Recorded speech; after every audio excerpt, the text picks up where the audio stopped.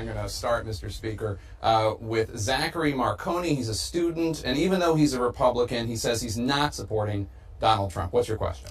Thank you. Speaker Ryan, I cannot and will not support Donald Trump, and it concerns me when the Republican leadership is supporting somebody who's openly racist and has said Islamophobic statements, wants to shut down our borders. How can you tell me, how can you morally justify your support for this kind of candidate, somebody who could be very destructive? Well, first of all, I'd say a few things. That basically means you're going to help elect Hillary Clinton. And I don't think Hillary Clinton is going to support any of the things that you stand for if you're a Republican. So on some of the issues you just mentioned, I felt obligated to speak out when I saw something that was wrong, when I heard something that was wrong, that didn't reflect my views or the views of fellow conservatives and Republicans. So I think it's important, no matter what the circumstances, to speak out for what you believe in.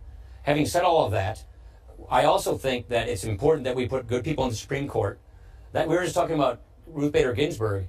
The next person on the Supreme Court will shape this court for probably a generation, almost 25 years.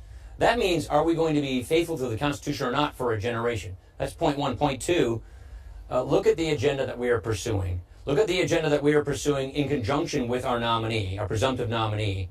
And I know that agenda, which I hope to have a chance to talk about, is a much better chance of going into law because I know it won't go in there with Hillary Clinton. We've got to get people out of welfare, out of poverty. We've got to fix our national security. And yes, we do have to secure our border. We got to replace Obamacare. We got to grow the economy. We got to get cronyism out of the system. I can go on and on. None of those things Hillary Clinton is going to advance. She represents a third Obama term. I don't think that's good for America. I think that's the wrong direction. So yes, things have been said that I too disagree with. Then I'll make that point then. But I'm going to go fight for the principles and the solutions that I believe in and the candidate that I think is so much more likely to put those into law, because I know Hillary Clinton won't do that. It's a binary choice. It is either Donald Trump or Hillary Clinton. You don't get a third option. It's one or the other, and I know where I want to go.